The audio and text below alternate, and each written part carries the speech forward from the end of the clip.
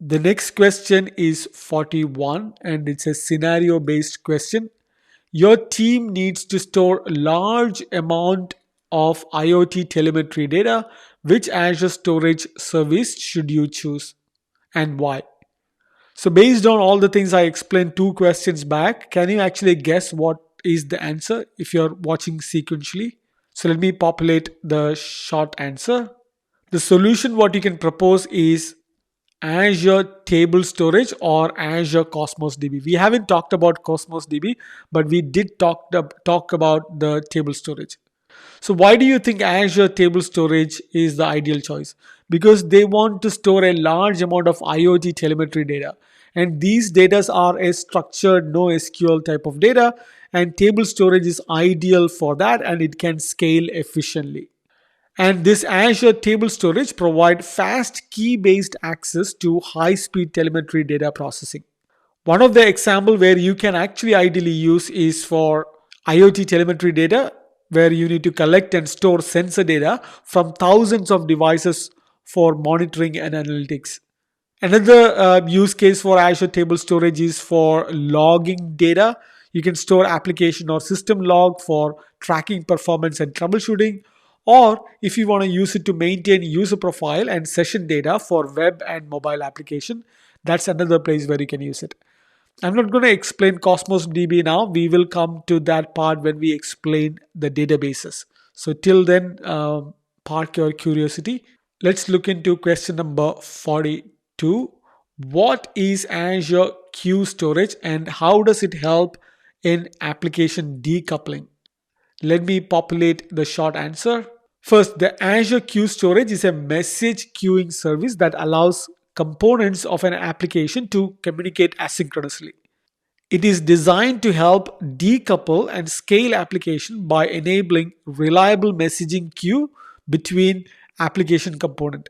What are some of the use cases of Azure Queue Storage?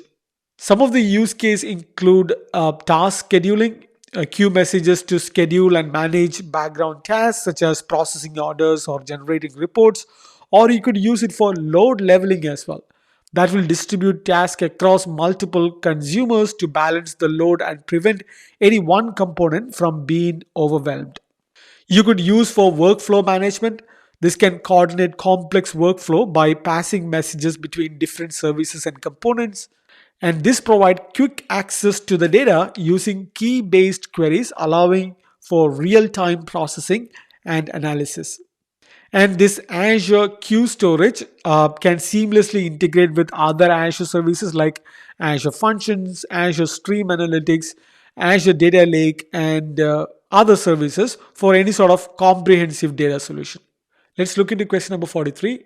What are the storage tiers available in Azure Blob Storage and how do they impact cost and performance? So what are the storage tiers available in Azure Blob Storage? Let me populate the short answer. First and foremost, Azure Blob Storage offers 3 storage tier to optimize cost. And then we have these 3 types. Let me help you understand what are these 3 types. First is the hot tier. Hot tier is designed for data that is accessed frequently, and this tier provides the fastest access time, but it comes with a higher storage cost compared to other tiers. Some of the benefits of hot tier include this is ideal for frequent access data, low latency retrieval, great for applications with high I/O requirement. Let's look into the cool tier. Cool tier is intended for data that is infrequently accessed and stored for at least 30 days.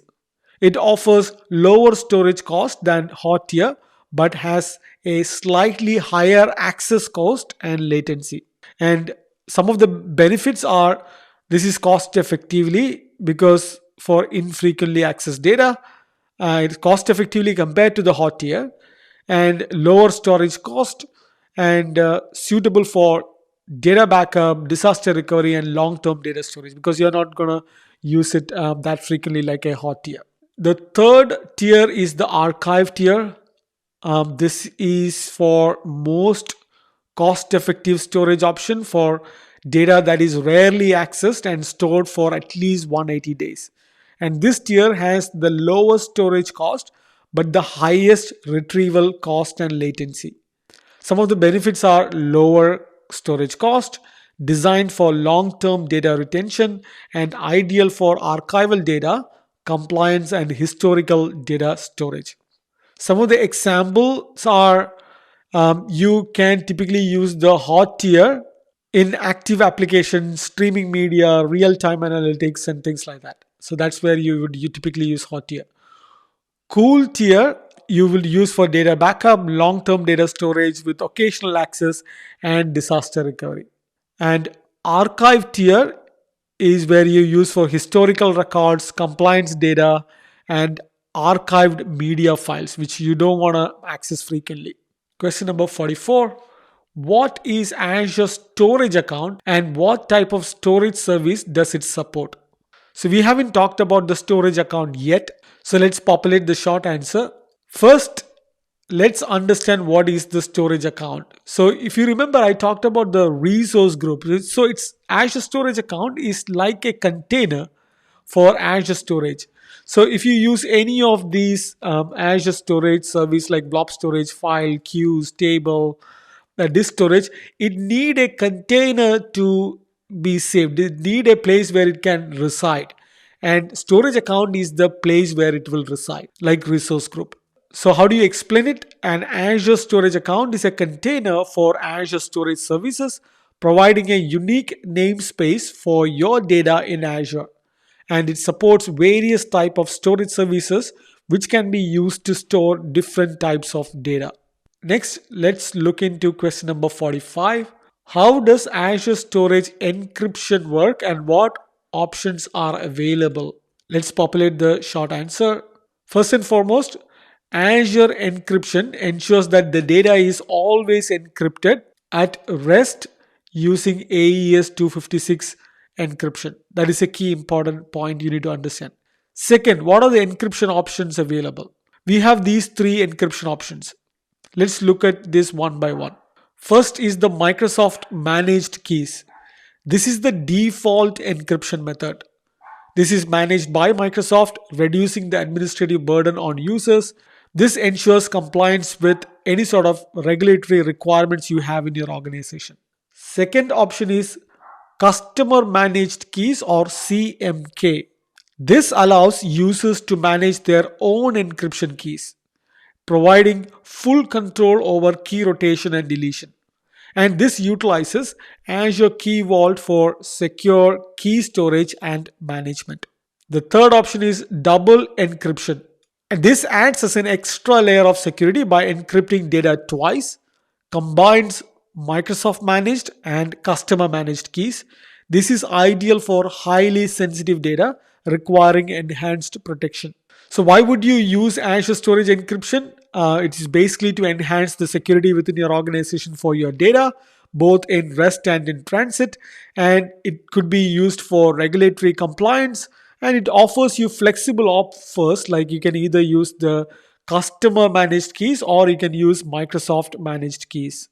Example use case where customers might typically use is for either for protecting the financial data or healthcare information or any sort of corporate data.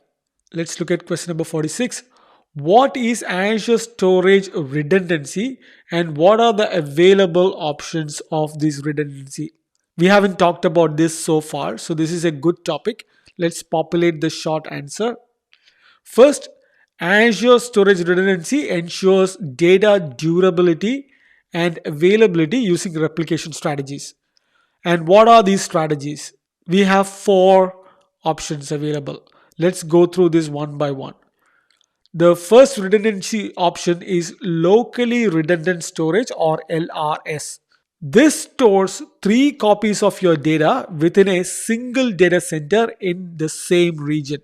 This option offers basic protection against hardware failures but does not safeguard against data center level outages. The next redundancy option is Zone Redundant Storage or ZRS. This replicates your data across multiple availability options within the same region. And this provides higher availability and protection against data center failures within the region. And the third option is geo-redundant storage or GRS. Using GRS, you can replicate your data to a secondary region geographically distinct from your primary region. So if you store your primary region data in US, you could choose the secondary region as Australia. This ensures data durability and availability even in the event of a complete regional outage. The fourth option is read access GRS or RAGRS. This offers all the benefits of GRS, that is geo redundant storage, with the added ability to read data from the secondary region. This enhances data availability and provides a backup option for read heavy workloads. In this section, we are going to go through Azure Virtual Network interview questions. We're going to go through 9 questions here. Question number 47. What is Azure Virtual Network or VNet, and what are the key benefits of Azure Virtual Network? We have went through a couple of examples when we discussed about virtual machine. Let's populate the short answer, then I will give you an explanation. The short answer is Azure Virtual Network is a fundamental building block for private network in Azure. This enables Azure resources like virtual machines and services to securely communicate with each other, the internet, and on-premises network. By providing a range of features and options, Azure VNet ensures that your network is flexible, secure, and scalable. Let's look at some of the benefits of Azure Virtual Network. First is isolation and segmentation. Within Azure Virtual Network, you will be able to define subnets to isolate resources and improve security. Second, this offers secure communication. You can use Network Security Group or NSG. If you remember, I showed you where to find that NSG in the Azure Virtual Machine Creation part, and we talked about NSG quite a lot in that section. So NSGs offer you to have a secure communication, and additionally you can pair up with Azure Firewall to control traffic and protect against threats. Next is customizable IP address ranges. You can bring your own IPs or use Azure assigned ranges to fit your networking needs. You have plenty of options there. Another benefit is hybrid networking. You don't have to particularly always use the Azure provided virtual network. You can connect on-premises network to Azure VNets using VPN gateway or ExpressRoute for seamless integration. And finally, scalability. This supports thousands of connected resources, scaling as your organization grows. So what are some of the use cases of using this virtual network? You can use it for hosting website. When you deploy your web application in a secure and scalable environment, you can isolate this. You will be able to run analytics on the performance of the secure connections for the data sources or for hybrid workloads. So you can extend your on-prem data center to an Azure for hybrid cloud solutions. Question number 48. Explain how Azure Load Balancer work and its use cases. That's a good question. Let's populate a short answer. So what is Azure Load Balancer? Azure Load Balancer distributes incoming network traffic across multiple resources to ensure high availability and reliability. It operates at layer 4. Layer 4 include TCP, UDP, things like that, and supports both inbound and outbound scenarios. Typical use case for Azure Load Balancer are what you are seeing here. Let's go through this one by one. You can use Azure Load Balancer to distribute traffic. You can distribute incoming traffic across multiple virtual machines, ensuring no single virtual machine becomes a bottleneck. Next is high availability. You can enable high availability for application by distributing traffic across multiple instances. You can use it for outbound connections as well. You can provide outbound connection for virtual machines inside the virtual network, ensuring VMs can communicate with external resources. Other use cases, you can use it for health props. You can use health props to monitor the status of your application and ensure traffic is directed only to healthy instances. And this Azure Load Balancer comes in two types. The first one is public load balancer. So what is public load balancer? You can use public load balancer to route traffic from the internet to Azure resources, providing high availability to application and services exposed to the internet. Next is internal load balancer. This helps you route traffic within an Azure virtual network, useful for balancing load between your internal resources. Let us look into question number 49. What is the role of Azure Application Gateway? We haven't talked about it yet. And how does it differ from Azure Load Balancer? Load Balancer is one we have just explained in the previous question. So now we are going to understand what is Application Gateway and compared to the Load Balancer, how is it differ? First, let's populate the short answer. Azure Application Gateway is a web traffic load balancer that works at layer 7. The other one was layer 4. Layer 7 is the application layer. Unlike the load balancer, it can make routing decisions based on attributes of a HTTP request, such as URL path or host headers.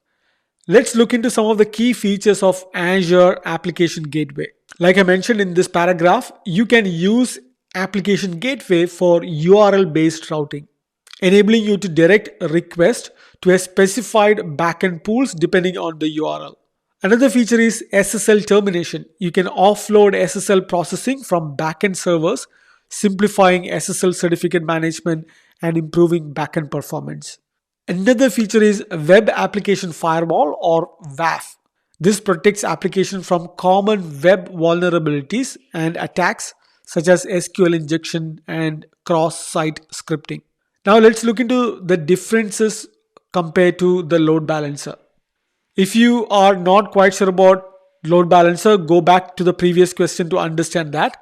Some of the high level differences what I mentioned here is load balancer operates at the network layer, which is layer 4, and routes based on IP address and port, while application gateway operates at the application layer, that is layer 7, and routes based on URL or HTTP request.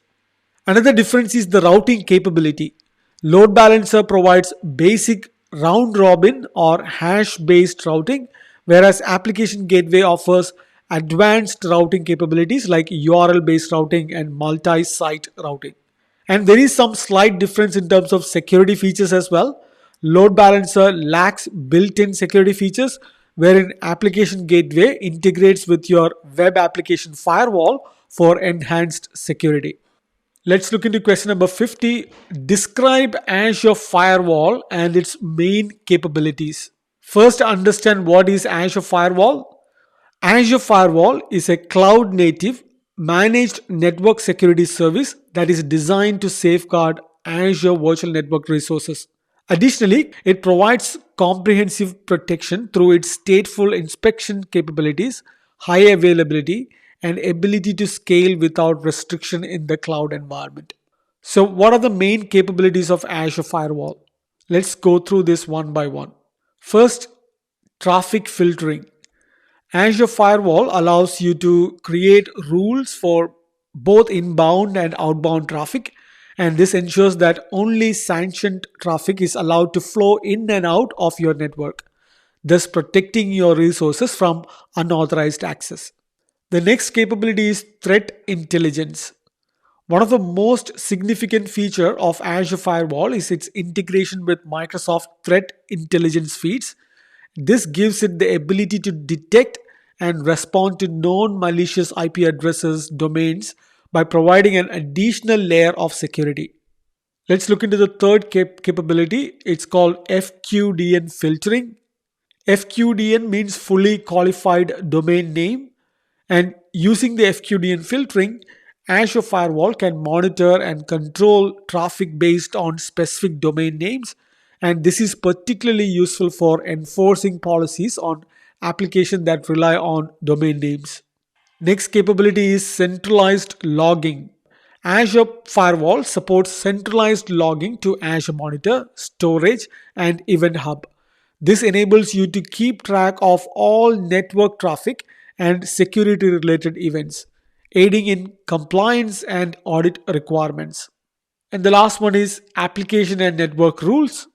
This allows you to establish rules at both the application and network layers.